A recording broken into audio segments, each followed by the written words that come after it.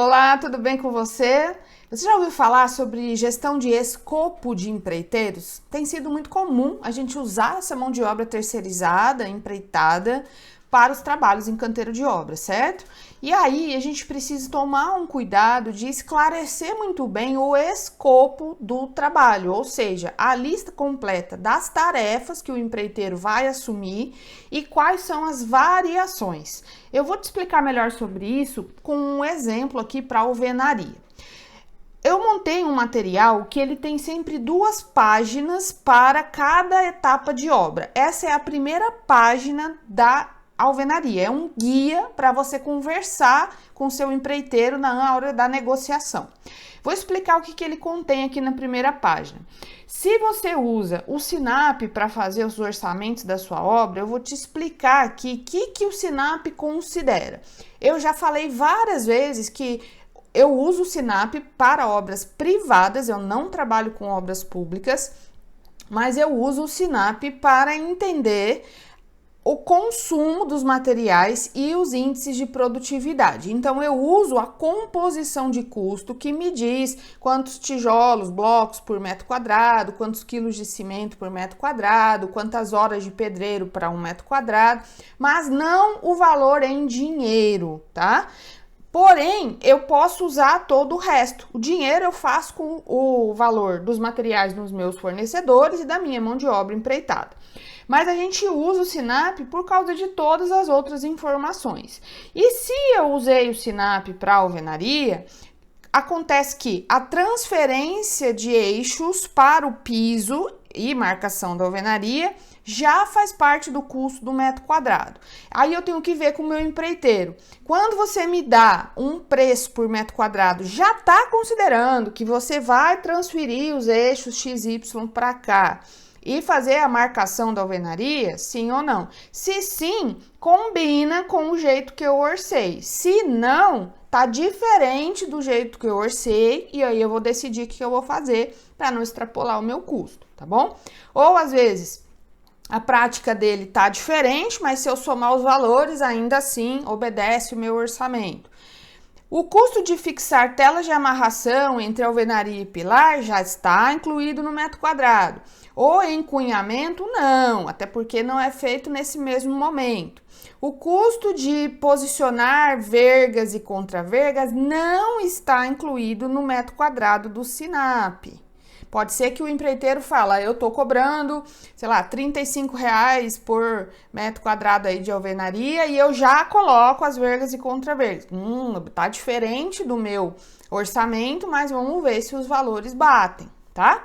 Então, eu te dou todas as informações sobre quando eu uso o Sinap e o que está considerado.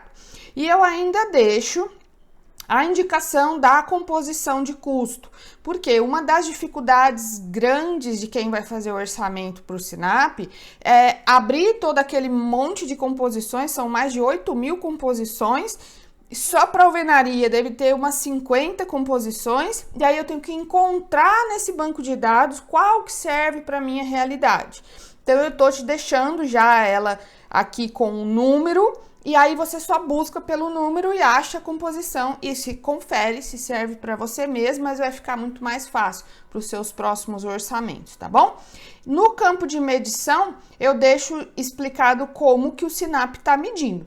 A alvenaria é por área, já incluindo a primeira fiada, porque tem alguns empreiteiros que eles cobram a primeira fiada por metro, a marcação da alvenaria, né, por metro.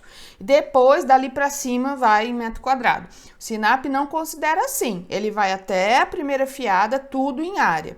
E descontando todas as janelas e portas, não importa o tamanho. Pode ser uma janela pequena de banheiro, o critério do Sinap é descontar. Então, aí você tem que ver se o seu empreiteiro também aceita ou costuma trabalhar com esse mesmo critério.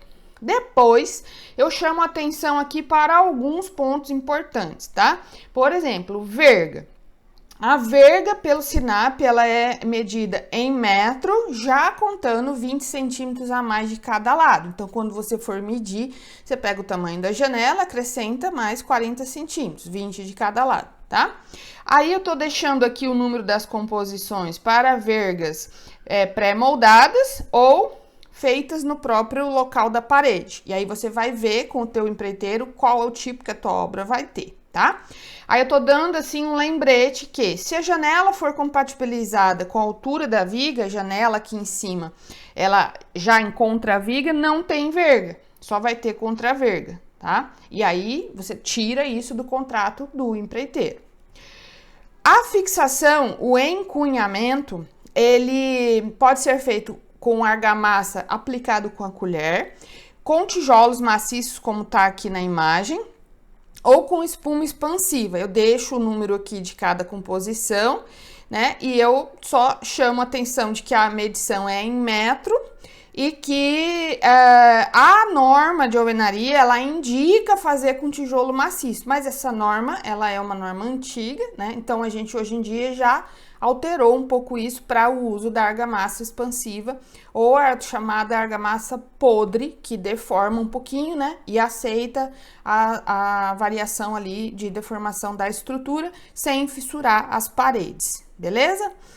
Bom, aí eu também chamo atenção para o caso da tela de fixação, que eu sei que muitas pessoas aí não fazem, né? Mas isso é previsto na norma como antigo chamado ferro-cabelo, e é bem importante para evitar fissura nessa emenda aqui, de pilar com parede, certo?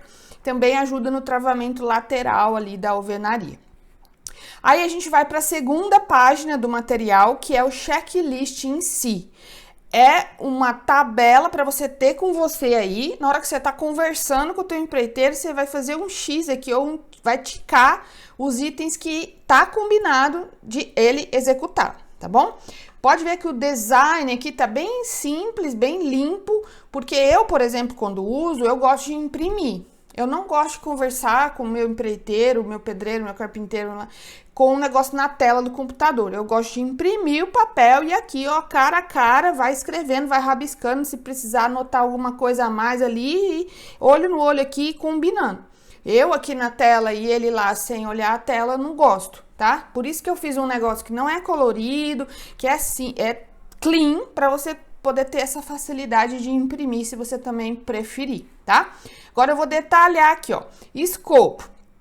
É responsabilidade do empreiteiro transferir os eixos XY para o piso aqui do pavimento, marcar a primeira fiada, executar a alvenaria, chapiscar pilares e vigas, porque quando eu vou fazer alvenaria, eu já preciso que o pilar e viga, onde a alvenaria vai encostar, esteja chapiscado, só que ainda não é o momento que eu vou ter o chapisco e reboco na obra inteira, então esse empreiteiro é que tem que chapiscar.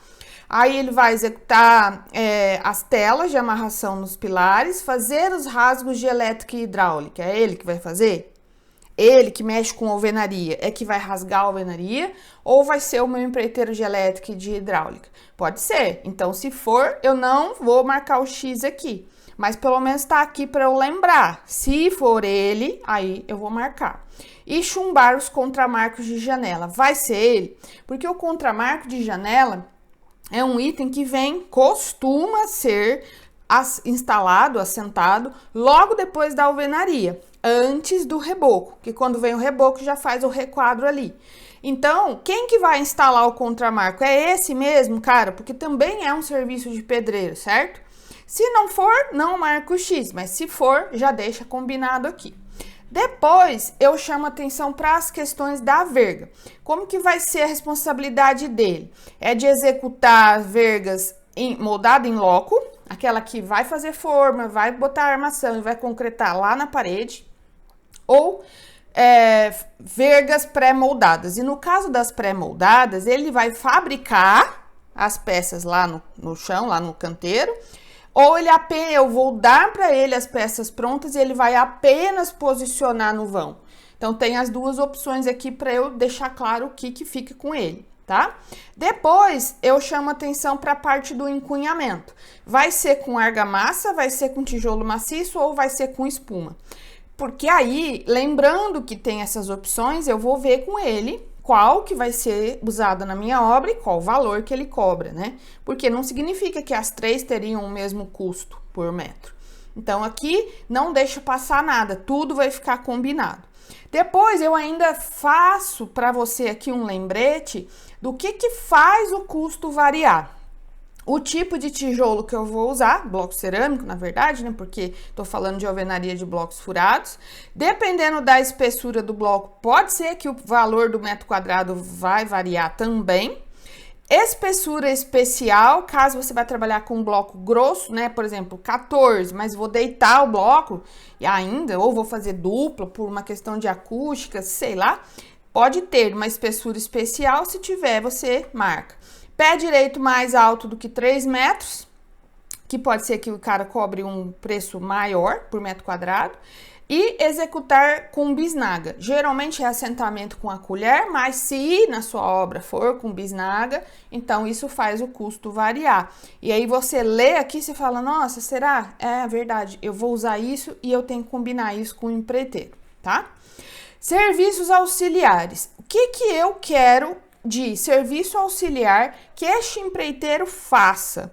E eu tenho que falar, deixar esclarecido, não é para subentender.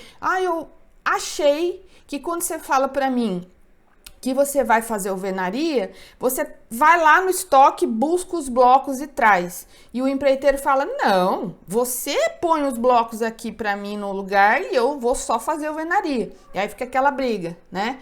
E esses serviços auxiliares é coisa que faz o dinheiro sair do nosso bolso e a gente nem percebe, né? Porque não é a tarefa em si, mas consome muito tempo geralmente tempo de servente, tá? E custa. Então, vamos deixar combinado, se os serviços auxiliares, eu vou disponibilizar o meu servente ou é do empreiteiro também. Não necessariamente o pedreiro, claro, pode ser um servente do empreiteiro, mas é dele. Então, o custo é dele também, tá? Transportar os blocos, fazer a massa na betoneira, transportar a massa para o uso. Pode ser que eu tenho o cara da betoneira, então fazer a massa sou eu, fica por minha conta, né? Que eu sou o contratante. Mas transportar a massa, buscar a massa na betoneira e trazer, aí é ele. Pode ser. Então aqui tem todas as opções para você decidir com ele. Se as vergas forem pré-moldadas, esse transporte, o entulho e limpeza do local e a montagem e a mudança de lugar ali dos andaimes, cavaletes, o que for, tá? Então, aqui faz você lembrar de combinar tudo dos serviços auxiliares. Agora, a equipe. Quem que eu quero que ele traga para a obra? Se a obra for grande, tipo prédio, indústria, shopping ou condomínios de habitação, tipo Minha Casa Minha Vida, é comum que o empreiteiro deixe na obra um supervisor, que aqui a gente chama de encarregado, mas é como se fosse um contramestre, algo assim, tá?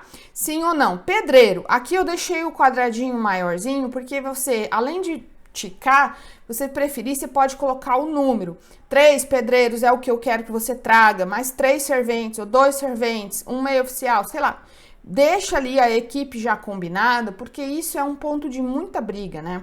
Você vê que a obra tá andando lento, aí você pede pro empreiteiro que você precisa de mais gente. Aí ele fala, não, mas mais gente eu não posso trazer, senão eu vou ter prejuízo. Ou então, eu não tenho, a galera tá presa lá em outro serviço.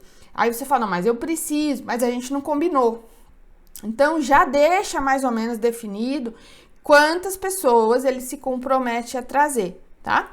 E depois, os recursos. As ferramentas pessoais, sou eu que vou fornecer ou ele que vai trazer? Geralmente é ele que vai trazer, mas geralmente não é regra, verdade absoluta.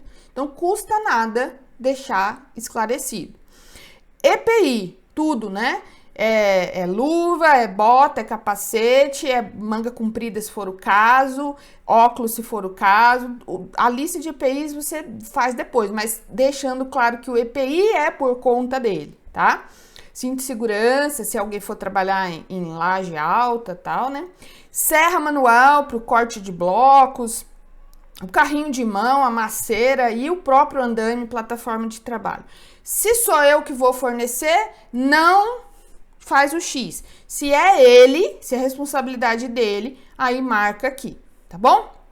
Então, com isso, você tem uma primeira página para te lembrar de critérios de orçamento e aqui o checklist. Depois, você pega essas informações do checklist e transfere lá para o seu contrato. Escreve o objeto do contrato, todas as responsabilidades que ficou combinado que seja dele. Aí, ajuda. Significa que não vai ter nenhum problema? Não significa isso. Mas ajuda a deixar as coisas muito mais esclarecidas e evitar, pelo menos reduzir a quantidade de briga, de conflito e de não combinados que você percebe depois que a obra começa, tá bom? Então, esse é o material de gestão de escopo de empreiteiros e aqui na descrição do vídeo eu vou deixar um link para você se informar melhor sobre ele, se você quiser adquirir. Se não, aproveita o conteúdo aqui desse vídeo gratuito e faça, né, uma lista parecida aí para as outras etapas da sua obra. Mas eu já trabalhei para você, já fiz todas as etapas de obra com esse mesmo esquema aqui, para você dar uma olhada aí no link na descrição, tá bom? Até o próximo vídeo.